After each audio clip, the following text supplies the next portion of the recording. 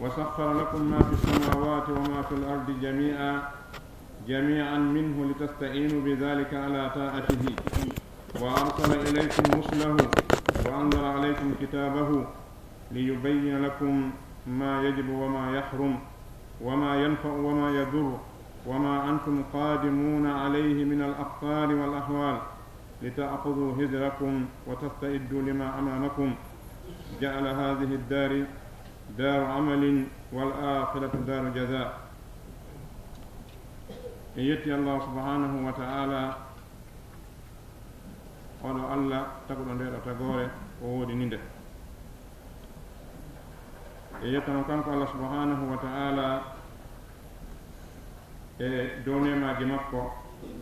في نيدي إنما جمعكو ورنيد كانك الله سبحانه وتعالى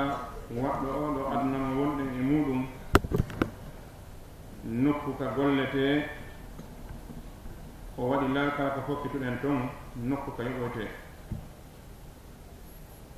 إذن سيدو على ربتين غونغا سوانا كانكو الله سبحانه وتعالى غوتو وعلى موقفي إدفو كانكو الله سبحانه وتعالى جي يتي لك أدنى لو وكانكو كدي هندي يتي لك يوم القيامة. إذن سيدو محمد كجيا مكو كنولا مكو ورنولا مونولي وسنبلي مكاوى سيجي هون انترمو كانت الله سبحانه وتعالى يجول لنا صلى الله عليه وسلم بيمور مقبلين إساها غار مقبلين حسنا فأولنكم يمبي قولي الله سبحانه وتعالى عندن الله سبحانه وتعالى وتقالي إن في جندار وأكترالي إن كدي نيتون وتقالي إن تونا في هيهون لو تجرين ستون هرا وتقول إن تونا هي في فس وتجرين هرا إنك وتجرين في جنار بل دوق بسكونون كان الله سبحانه وتعالى أهالي نبي وهي فحسبتم أنما خلقناكم عبثا وأنكم إلينا لا ترجعون أن سككم من تجرين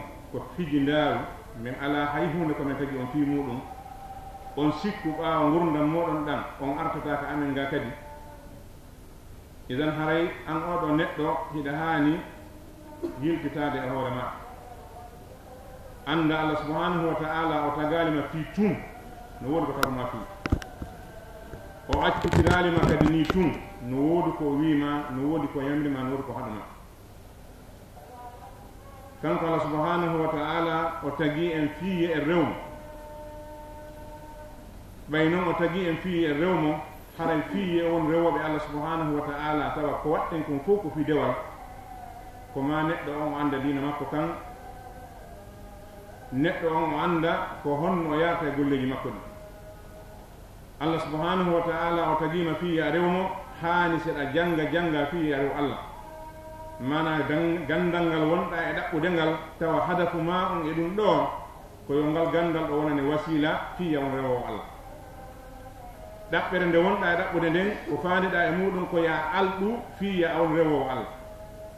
doole seɗa faggitade ko wonɗa e faggitorde doole ko faandiɗa ɗum ko fiya ɗum wonane laawol fiya rew Allah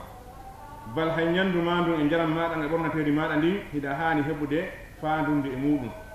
tawa ko wonɗa e ñaamude ko fiya heɓu doole rewa Allah ko wonɗa e yarde ko fiya a sembu rewa Allah ko wonɗa e ɓornade ko fiya a suro rewa Allah ko wonɗa e resude ko fiya ɗum woɗɗintina ka harmi ton naɓe ma dewal Allah tawa kala ko gollata kon ko wonɗa e wadde ko fi Allah idan par ce que Allah ko taguma ko fiya rewma idan kanko Allah subhanahu wa ta'ala ko tagi en ko fiye e rewma o yamiri en ye wotin ɗimmo ye en ɗoftomo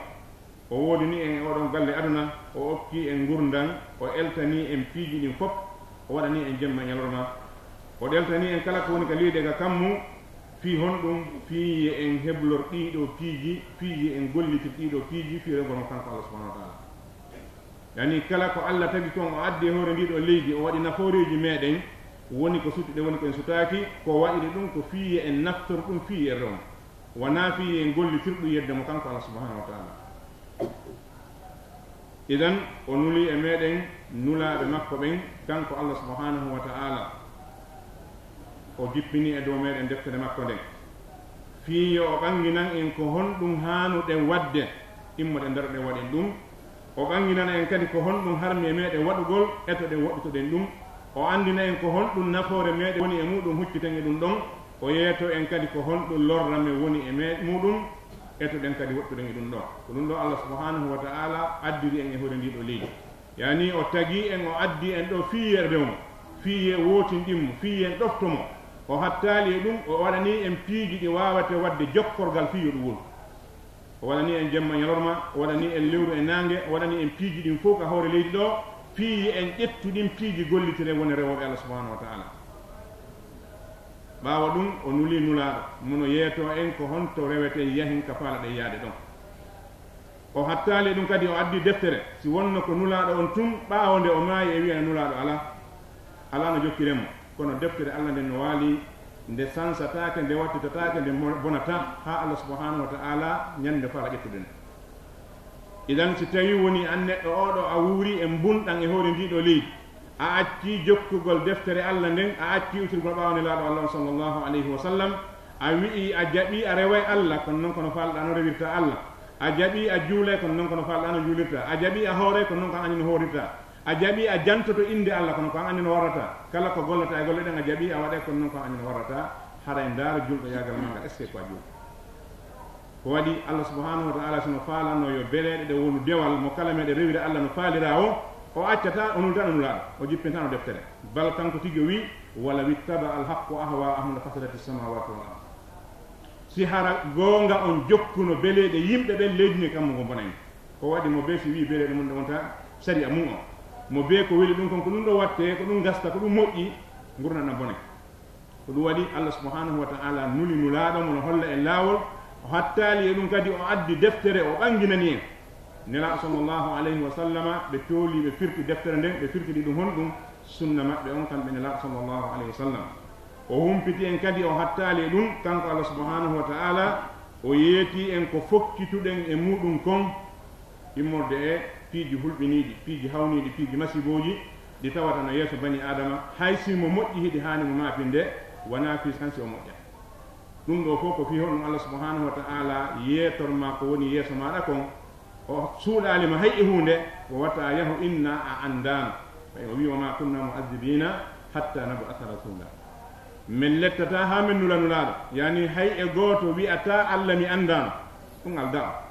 ko waɗi o nuli nulaɗo o jippini deftere andano wawata on sendude hande kadi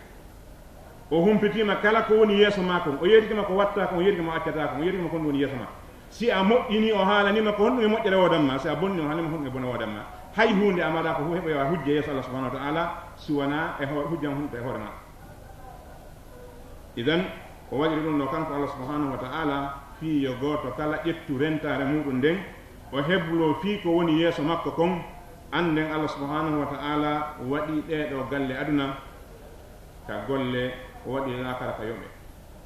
idan golɗo gollugol maɗa noon an oɗo ɓiɗɗo adama eto golla tawa ko Allah subhanahu wa ta'ala yamirma kon eto golla no Allah subhanahu sallallahu alayhi wa sallam wi'irma ya gollir ɗon Allah yamire golle ɗen o hatta ɗon nela sallallahu alayhi wa sallam angina ko honno gollirte ko honde koma gollete ɓuri hewde noon e hande wi'itiɓe ɓen ko julɓe ɓe ƴetta yamiroje Allah ɗen ɓe waɗa kono jokkugol no nelaɗo wirno yo warra noon ko ɗum ɗo sala ko ɗum ɗo ɓuri hewde wiɓen ko julɓe hande sali ɓe jaɓi Allah yamiri juulugol ɓe jaɓi ɓe juulay kono ɓe jaɓali ko honno nelaɗo wiiri juule noon ɗum ko probléme ɓe jaɓi nela Allah subhanahu wa ta'ala wi yo sadaka itte ɓe ittay kono noon ɓe jaɓali ko honno nelaɗo wiiri idan kamɓe ɓe ɗaɓɓa ɓanginenani day hunde a wiya e wahayi on ko hoore maɓɓe jippi kamɓe ko kamɓe firanta hoore maɓɓe wahayi Allah subhanahu wa ta'ala waɗirano ɓe faalira noon neɗɗo so jokkingol ɗo lawa haɗa jokki lawa majje idan ko la budda a jaɓi yamirore Allah nden yiltitoɗa ka nelaɗo sallllahu alayhi wa sallam o yeetoma ko honno ɗum warrete ko honto ɗum watte si wona ɗum a yangoto ha yangoɗa wono e meere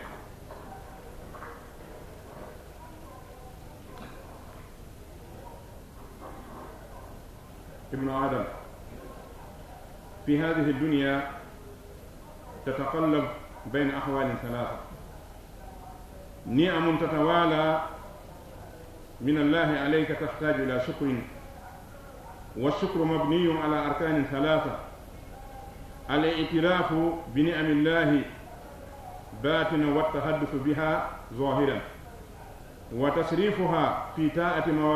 مواليه ومؤتيها، فلا يتم الشكر إلا بهذه الأركان.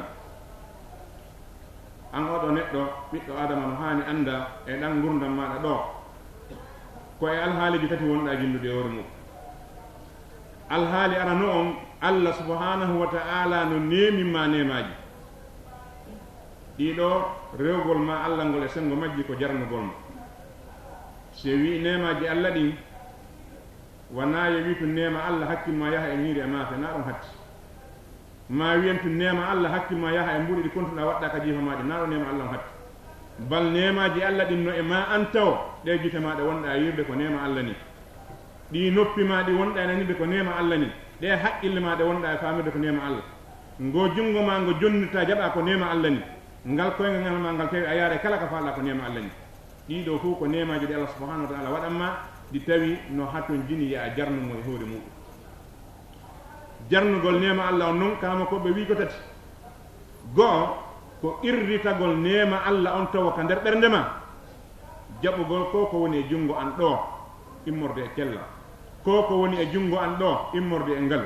ko ko woni e jungo an immorde e ganda, ko ko woni e jungo en kala piiji ɗi moni naftorde ɗum ɗo ko immorde Allah subhanahu wa ta'ala.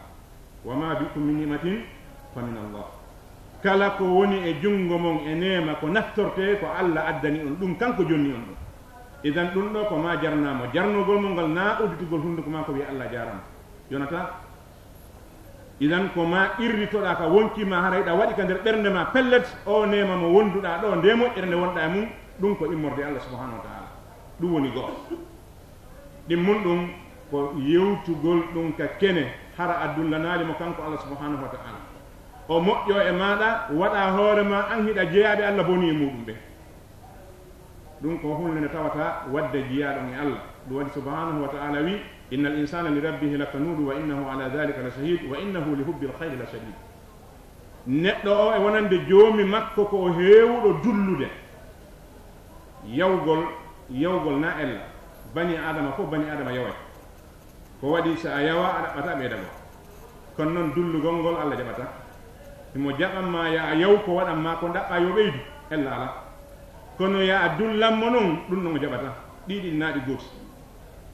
neɗɗo fof neɗɗo no yawi a waɗanta bani adama ha enna ɗo hatti haɗa dayma fa ala yo ɓeydu. kono noon wiigol waɗɗo on na kanko waɗi yejjitangol waɗɗo on ko ɗum ɗo waddata. idan irrito yewtu nema Allah on subhanahu wa ta'ala ka kene mana waɗu Allah no moƴƴi e maɗa e nder ko yewtata kon yewtirwamo Allah subhanahu wa ta'ala moƴƴi e muɗum. ɓaawo ɗum ƴettugol nema mo Allah nemimma on waɗamo e ɗoftare Allah. si a ƴertike ka wonki a yewti ɗum ka hunduko ma a waɗi ɗum ko wona ka place mum hara a jarnali Allah e hoore nema o. ɓuri sattude kon wona irritagol ngol, ɓuri sattude kon wona yewtugol ngol, ko ɓuri sattude kon ko ƴettugol nema o waɗa place ma. ƴettugol ko Allah subhanahu wa ta'ala nemimma kon hara a watta ɗum sina e ɗoftare Allah, sina ka Allah wima ya waɗ ɗon.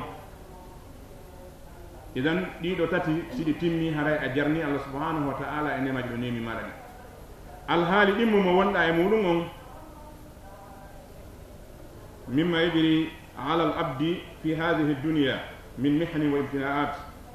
min Allah subhanahu wa ta'ala yabtalihi biha fayahtaju ila sabri والصبر ثلاثة: حبس النفس عن التسكت بالمقدور، وحبس اللسان عن الشكوى إلى الخلق، وحبس الأعداء عن أفعال الجزع كلكم الغدود وسق الجيوب ونفخ الشعر وأفعال الجاهلية. الحال دم مو وندا مودum ko ne Allah subhanahu wa ta'ala rewnata e hoore maɗa kon immorde e dardanɗe, immorde e piiji mette ɗima ɗiɗo kadi dewal Allah no nder ɗon. yani neɗɗo on e alhaaliji ɗi mbiɗi kala mbaɗo rewira Allah. si Allah neminima hino ɗo ko rewirta Allah e on alhaali ɗon no ɗon ɗo rewirta Allah. wa kadhalika kadi si o jarribike ma ɗon kadi no ton ko rewirta Allah. ɗo si Allah subhanahu wa ta'ala jarribonima kala none ko jarribonma haray ɗo rewgol Allah ngol e on jarrabu yeɗon ko muññalagol Allah subhanahu wa ta'ala ko waɗi muññagol ngol ɓe wi ɗo kadi ko tati muññagol ngol ara nun ɗum ko jogitagol ɗengal muɗum ngal jagogol ɓernde muɗum nden afwan hara a tikkanali ko duriya Allah yani hara a monaki ko Allah wamma mo wonɗa on kon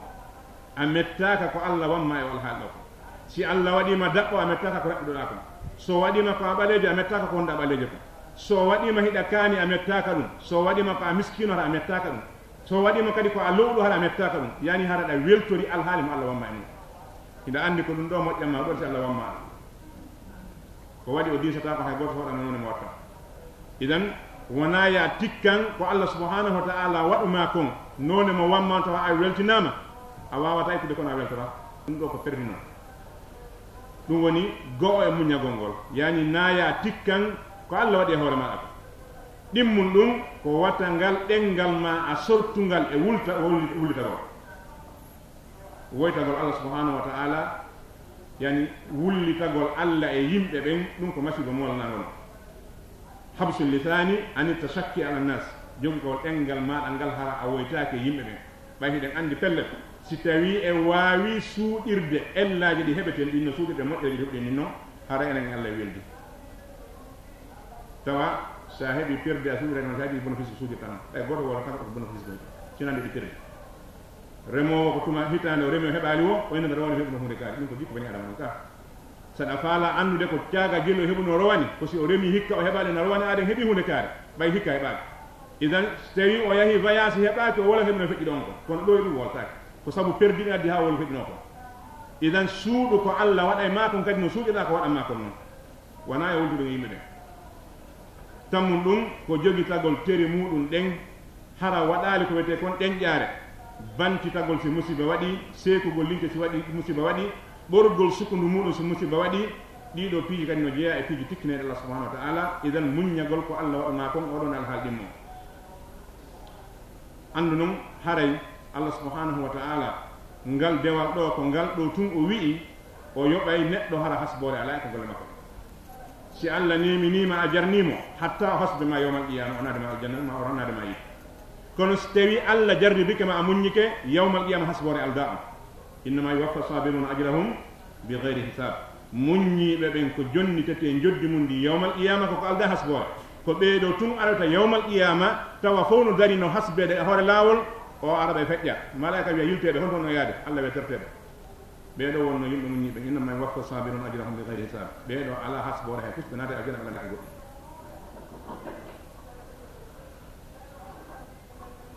الحال الثالث ابتلاؤه بالهوى والنفس والشيطان فالشيطان العدو الأكبر وهو ذئب الإنسان وعدوه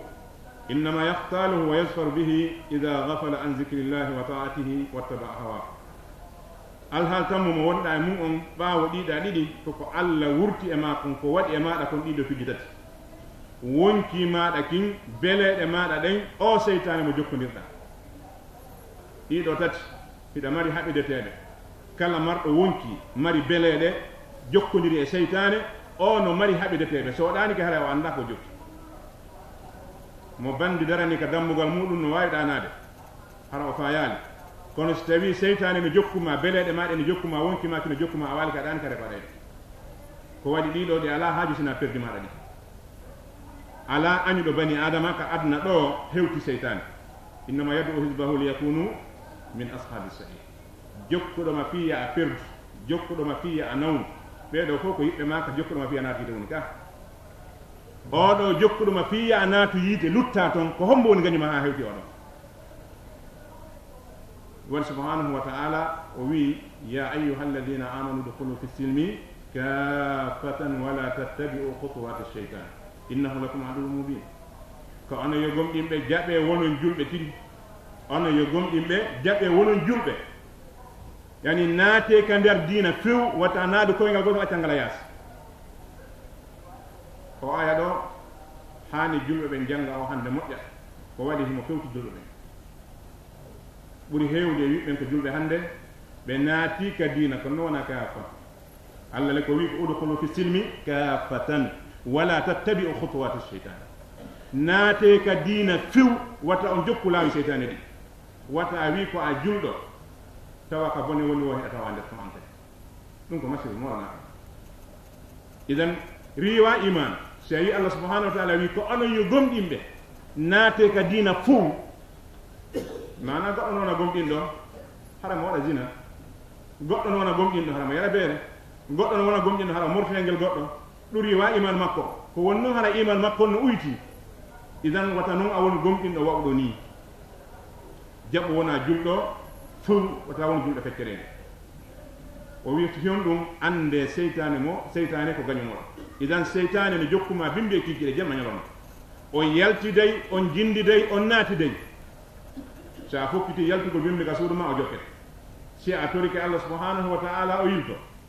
so a fokkiti naatugol ka suudu ma jiigiɗe on naatide so a jandika inde allah o yilto so a naati ka juulirde on naatide nela sallllahu alayhi wa sallam si julde nden darnanoma ɓe darata ɓe fewta jamoɓe maaka feppine sappaji mon ɗin wala tattukuhu furajan licheytan wata on acci yolde fi seytane hakkudeji moɗon jakka waɗa ka idan argol seytane ngol ka juulirde wona argol juulgol kanko ari ko bonnugol julde juuloɓe ko ɗum waɗi makko ba naata e juulirde wi allahu akbar o hatta ka wi allahu akbar o andata hay hunde ko o golli ha o yalta ka julde kala ko o yejjituno ko ɗon o andirata ka o dari juulugol ko ɗo o darata o miijoto ha o dara ronka o uggino o miijoto ha o ronka o ɓanto o sujja o miijoto ha o ronka o immo o waɗani ha julde nde lanna o yalta yara fus ala nder to wonni la sallllahu alayhi wa sallam e maaki hadis neɗɗo no naata e julde muɗum nden hara o windantake sinana heɓal ma jowaɓal ma jeegaɓal ma jeɗɗaɓal ɓe ha sappa ɓal yani goɗɗo noata nder julde maɗa nden darɗaneɗe juulata ɗen ma darɗateɗe jultaɗe ma ɗiɗɗe julta ɗen ko marɗa nder ton ko embere ko watta hakkille ma tun e nder julde nden ko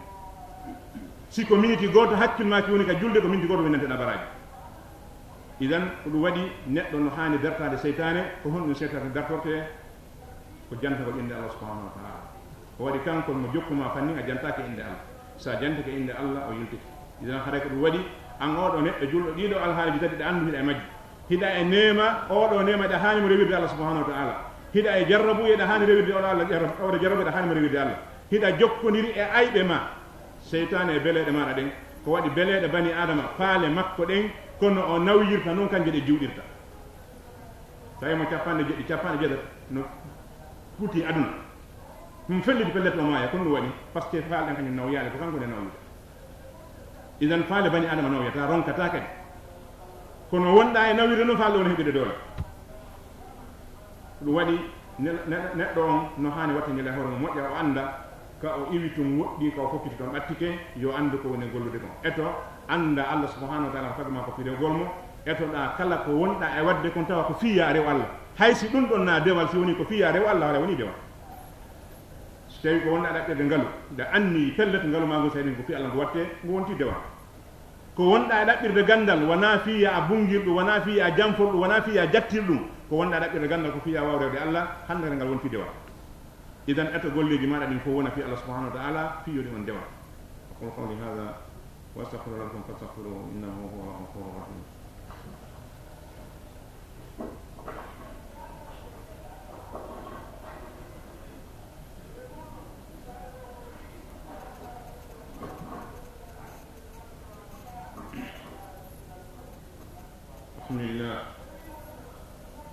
الحمد لله على نعمة الإيمان وكفى بها من نعمة وأشهد أن لا إله إلا الله وأشهد أن محمدا عبده ورسوله صلى الله عليه وعلى آله وأصحابه وسلم عباد الله إن الإنسان إذا طال عيوب نفسه عرف قدرها واحتقرها فلا يدخلها عجب ولا كبر وإذا نظر إلى فضل ربه عليه أحبه وعظمه وأول مراتب تعظيم الله سبحانه وتعالى تعظيم أوامره ونواهيه واعلموا أن محبطات الأعمال ومفسداتها أكثر من أن تحصى وليس الشأن في الأمل إنما الشأن في حفظ الأمل مما يفسده ويبطله يتي الله سبحانه وتعالى يدعو نعمة إسلام نعمة إيمان نعمة متواتر يوني نعمة den seedo ala re to sna kanko den seedo Muhammad ko jiya makko e kafaatu la makko yen tawama kanko Allah subhanahu wa ta'ala yo juulana sallallahu alayhi wa sallam e ɓeyngure maɓɓe ɗen e sahaba maɓɓe l'islam jeyaɓe Allah neɗɗo fof neɗɗo so o darti ayyibeji hoore makko ɗin o daari ayyibeji makko ɗin kanko o daari ellaji ɗo woni e wadde ɗin raɓɓinɗinaare makko ne rewgol Allah subhanahu wa ta'ala ko wondi kon o yawoto hoore makko o itta bote e hoore wonki makko tuma neɗɗo wayi ni ko on tuma wonta haawaare naatata e wonki makko kin mawnintinare naatata e makko kono so tawi ko ayyibeji yimɓe ɓe rentuɗa ko ɗi wonɗa e ndaarude ko angal wakkilare yimɓe ɓe rentuɗa ko ɗum wonɗa e ndaarude ko yimɓe ɓe woni e bonnude kon ko ɗum wonɗa e ndaarude a ndaara ko hoore maɗa kon a mawnina e hoore maɗa hawloɗa wonki maki haawagol hoore ma naata e ma mawnitinare naata e maɗa nde ɗum woni hara a woni neɗɗo perduɗo idan neɗɗo fof neɗɗo no haani ndaarude ayyibeji muɗum ɗin ko waɗi neɗɗo alama mara ayyibe hiɗa mari bonnereji imma hiɗa andi ko ɗi bonnere siɗa mari gandal ma a anda ko ɗi bonnere par ce que a mara gandal hiɗa mari raɓɓindinare rewgol Allah subhanahu wa ta'ala hiɗa mari nettinagol e rewgol Allah subhanahu wa ta'ala ɗum ko ayyibe raɓɓinɗinagol e rewgol Allah ko ayyibe hiɗa wawi wadde hunde a waɗali nettinagol e waggol hunde nde fewno ko hanɗade wadde ɗon ɗum kadi ko ayyibe ko woni wo inna ko ha janngo ko ha janngo ko ha janngo so janngo ronkima tawde hana perdi idan neɗɗo so ndaaro hoore makko o ndaa ayyibeji wonki makko kin fii wata haawitaade naato e wonki makko kin fii wata mawnitinaade naato e wonki makko kin ko waɗi ɗiɗo no jeeya e guppiiji perdinaɗi bani adama o si neɗɗo o ndaari ɓural Allah subhanahu wa ta'ala ngal e hoore makko moƴƴere nde Allah moƴƴi e hoore makko nde o yiɗa e Allah o mawnina Allah subhanahu wa ta'ala no jeeya e arande martabaji e mawningol Allah yani mawningol Allah wona wiigol tum Allahu akbar hatta mawningol Allah ko mawningol haɗoreji makko ɗin mawnina yamiroje makko ɗin hara a yaali hunde no fanɗi e hunde nde Allah yamirma kala ko Allah wima ya waɗu hiɗa andi ɗum ɗo nasma kala ni Allah wontaka dow arsi makko o yamira hunde nde aɗa ha ka leydi gata wanni ko sama kala e makko wawata wonde idan mawningol yamiroje Allah ɗen ko ɗum woni mawningol Allah ngol par ce que a rentama sa wi Allah ko mawɗo hiɗa yawi ko yamiri kon sa wi Allah ko mawɗo ko haɗuma kon accata ko wiɗa Allah ko mawɗo kon ko haala wonɗa wona gonga ko hunde ko ma woɗɗa ko fenade woɗɗa Allah kanko mawɗo goy kono ko woɗɗa ko an kama ko fenade idan mawningol Allah ngol go omum taw ko ɗo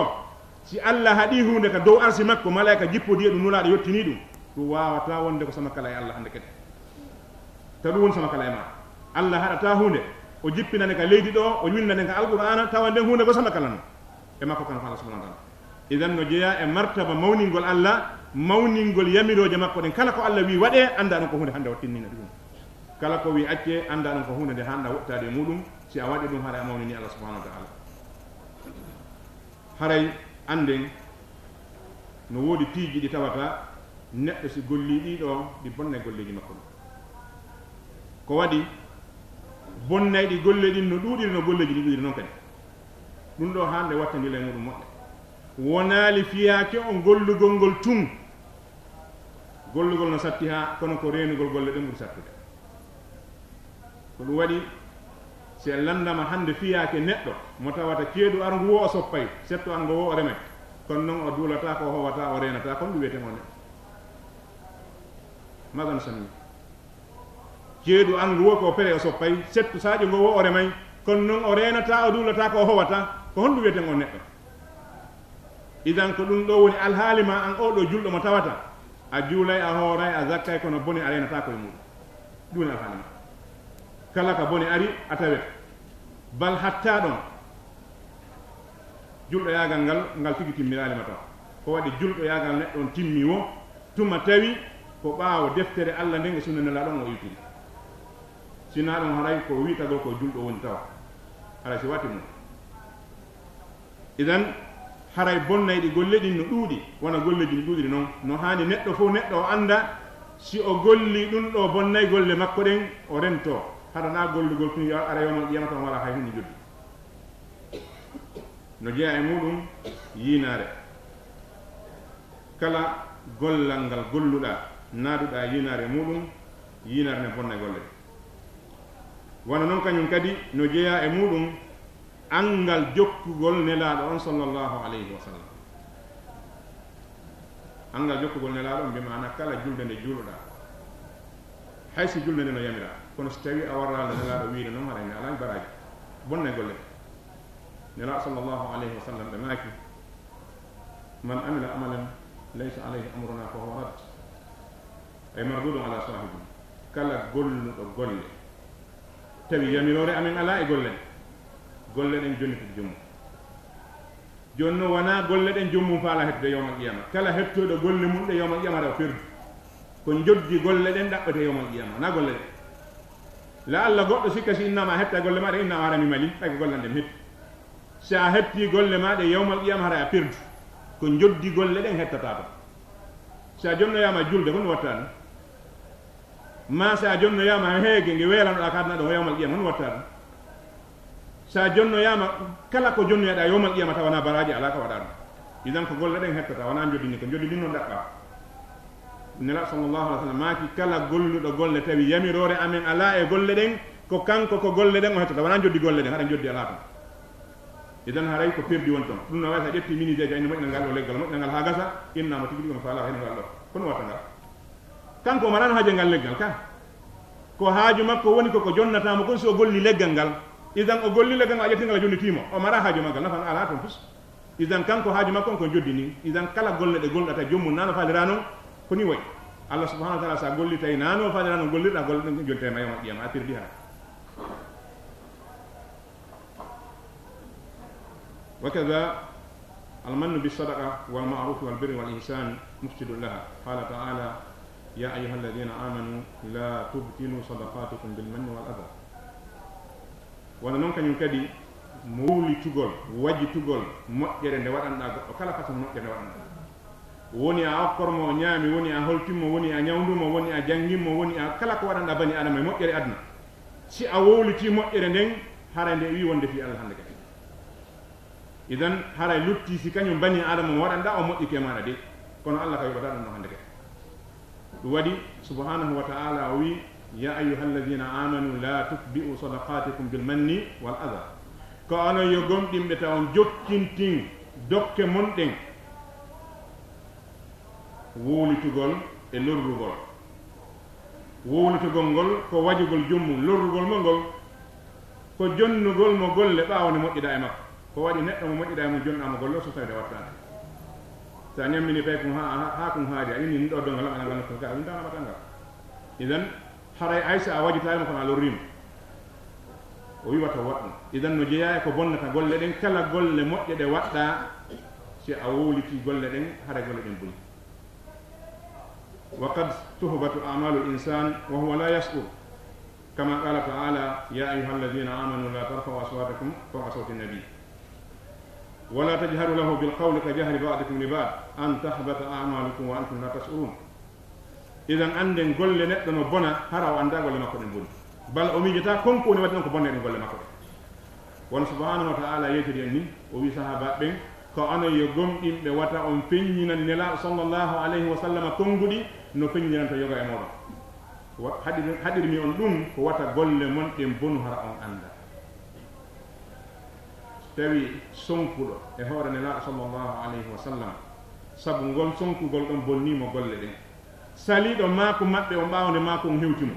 bal aybinɗo maako nelaɗon sallllahu alayhi wa sallam sabotuɗo yamiroje nelaɗon sallllahu alayhi wa sallam on golle mo moƴƴe tawi tumuɗo hito mum hoore nelaɗo hito mum hara hito ma gon tumuɗa a yeddaɓe a salaki wadde ko ɓe wi a salaki accude ko ɓe haɗi ko hito ma gon tuntonuɗa hoore maɓɓe ɗum bonni golle ma sabu ndi an kalniɗi ɗon si tawi a sabotino ko ɓe yamiri kon ma nelaɗo wiya hunde kaare waɗa inna a ɗum kon ɗum noon ngol konngol no jeeya e bonne ɗum golle idan golle neɗɗo no bona hara o anda golle makko ɗen boni wona oɗo aya holliri en ni ayuha lmuminun yaqulu taala fi kitabihi aziz ومن أحسن دينا ممن أسلم وجهه لله وهو مؤمن سبحانه وتعالى نويا كدفتر مكو ko hombo moƴƴini golle muɗum ha hewtiti neɗɗo jebbilɗo yeeso mum ngo wonande Allah tawi mo moƴƴini karama koɓe wi islamul wajhi lillahi ikhlasul qasdi wal amali lillah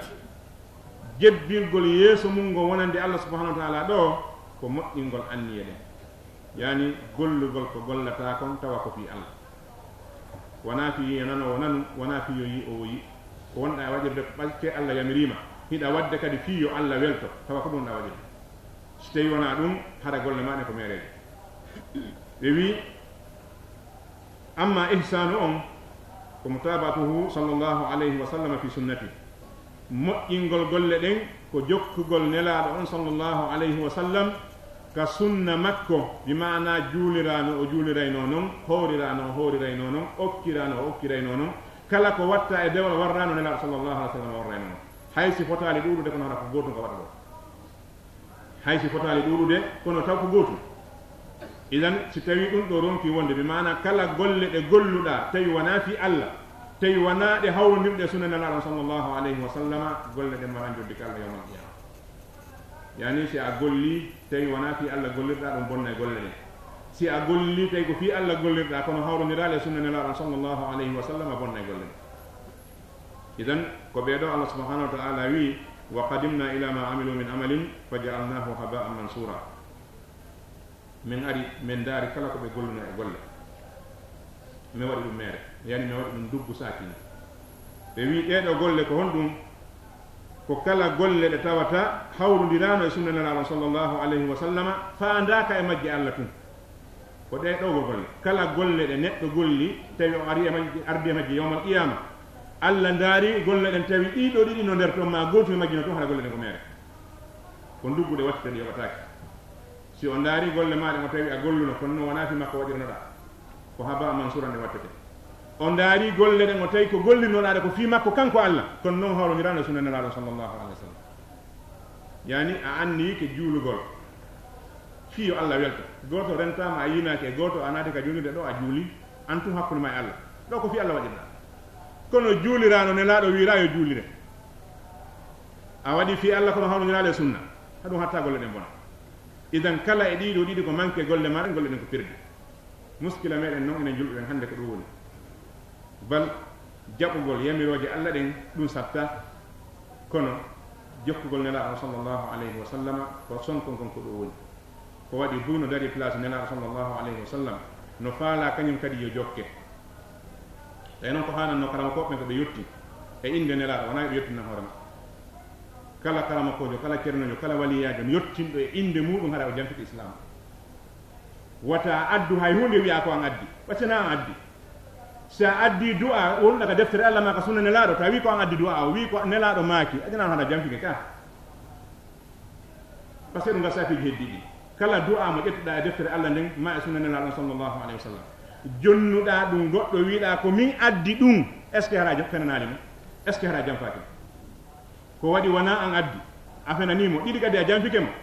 ida wi'umo ko Allah jippini ɗum ma ko nelaɗo yamiri ɗum ma nelaɗo wannu ɗum ma nelaɗo ñinnuno ɗum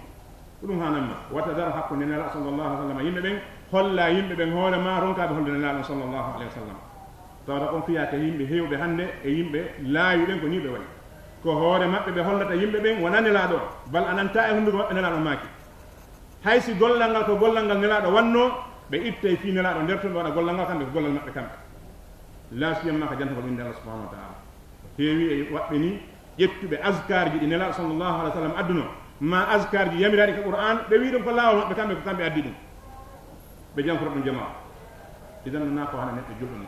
neɗɗo julɗo no hani andude diina makko kanka moƴƴata si wona si o golliri fi Allah o hawraniɗe sunna nelaɗo sallllahu alayhi wa sallam ربنا تقبل منا انك انت السميع العليم وتب علينا انك انت التواب الرحيم اللهم ارحمنا اتباعه وارنا الباطل وارزقنا اجتنابه برحمتك يا ارحم الراحمين اللهم حبب الينا الايمان وزينه في قلوبنا وكرر الينا الكفر والفسوق والعصيان واجعلنا اللهم من الراشدين برحمتك يا ارحم الراحمين اللهم انصر علينا ببركاتك ورحمتك وفضلك ورزقك برحمتك يا ارحم الراحمين اللهم فرج هم المأمونين من المسلمين اللهم فرج هم المأمونين من المسلمين واشف قلوبهم واغفر لهم واشف مرضاهم وارحم